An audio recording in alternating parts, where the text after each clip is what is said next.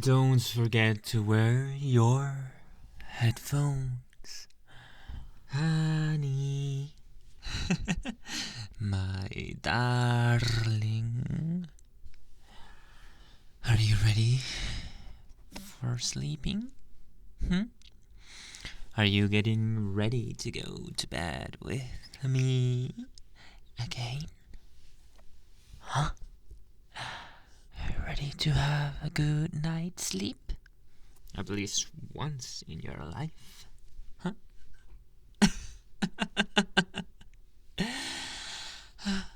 Well, of course I'll be here with you. What do you mean I won't? Were you scared that I wouldn't be here with you this night? Are you that in love with me? Huh? Surprise, surprise, I know that you are. I know that you feel 100% in love with me.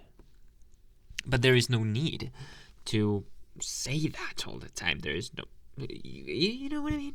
I mean, I know that you feel chained to me, which is appropriate. I know that I am basically your string master, if I can say it like that. Sounds weird, kind of. Chain master. Yeah, chain master sounds more appropriate because of the chain analogy. Anyway, I am the one that owns you somewhat. You allowed this to happen. You gave me power over you. You gave me authority over you. You don't like that normal kind of relationship, do you? No, you don't. And I don't either. Which is why we clicked so fast. Wasn't it now, honey?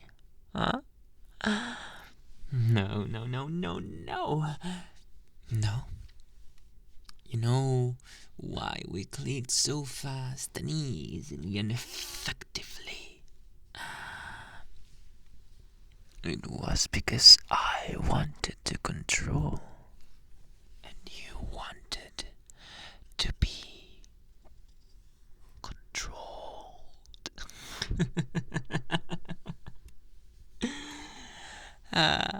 Don't come lying to me now, sweetheart. You can't cry innocence now, my beautiful girlfriend. You cannot lie to me. You've never been able to. You want to be controlled. You want to be in certain types of chains. Metaphorically speaking, sometimes literally, but mostly metaphorical.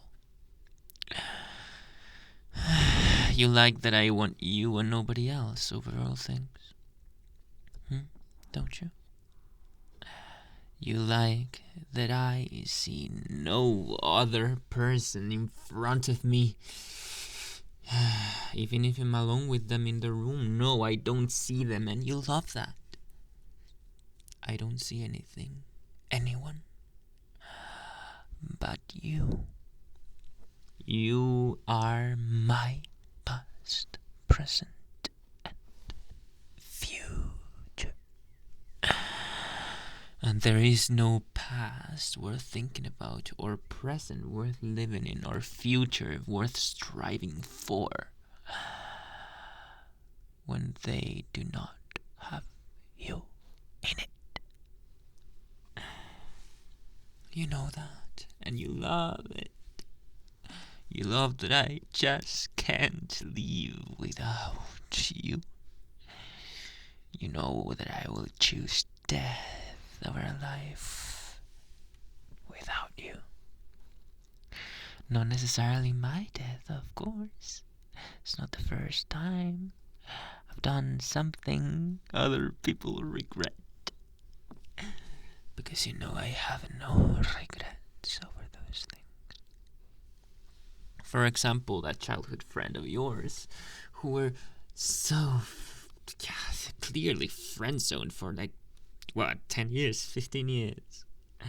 I kept on going and kept on going and pushed on and pressed forward until you clearly snapped and I snapped alongside you.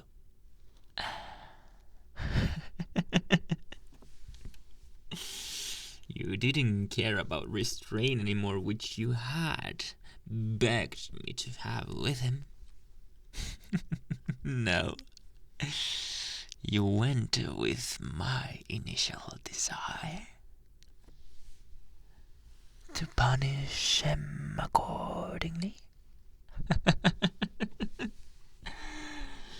Nothing too violent the first time. Only a kind of broken jaw. And that's it. I think maybe a rib or two was broken as well. I don't really care. I don't really know. We weren't able to see him after that anyway.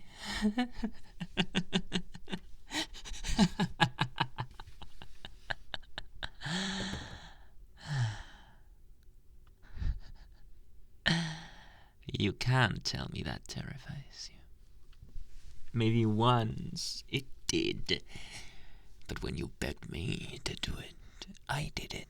And your smile of satisfaction told the story of a shift in gear when it comes to that sort of thing. Don't you think? You used to think violence was too much. You used to think my way of seeing things, of seeing you as the only one forever, as seeing myself as the only one for you, was too much. You didn't believe in fate. I don't either, but I do believe in the fate of us being together. You didn't believe in that at first, no. But after the days and weeks and months and years flew by, you learned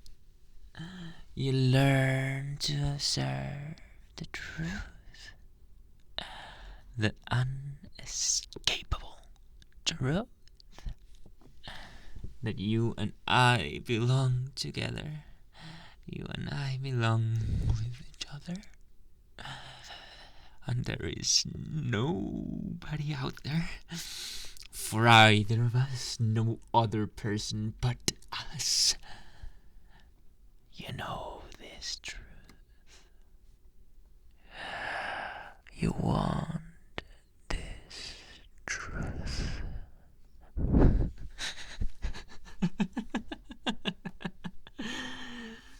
Who else did we confront over the years? Do you remember? There were so many at the beginning, but after a while, people learned to stay away from us. The perfect power couple.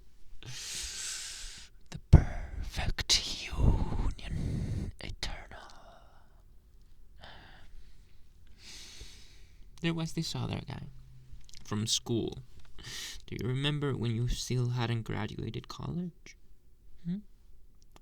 Yes, I know that's a long range, but this one guy, do you remember him?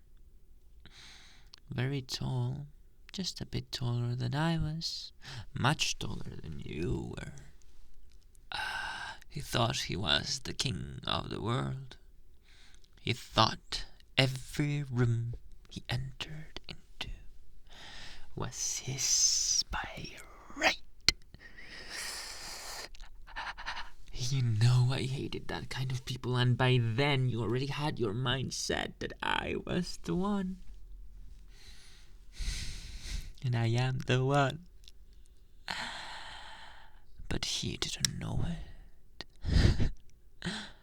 He didn't know that your mind was set. He didn't know that you already belonged to me. No. He only knew you were the prettiest person there were. Prettiest there was. And he was right, of course. But he wasn't in a position in which he could make that sort of movement. You told me this, and we had revenge. He was too straightforward. He went for a kiss and you didn't want him. Went for a hug. He didn't want to do it anymore. You slapped him, and that's why. So he didn't want to come near you anymore. But for a while only. He later came back and did the same, and you did the same. And then you told me. And we burned his car. Now that was a fun experience. Do you remember? Us dancing in the midnight. Below the moon. Under the light of the sky at the night. It was a wonderful, unforgivable bonding experience, if you ask me. And it was an unforgettable tragedy, if you ask him. But he doesn't matter anymore. Only I matter to you. And only you matter to me. And with this story, let's go to bed together, honey. We'll have a good night's sleep. I promise.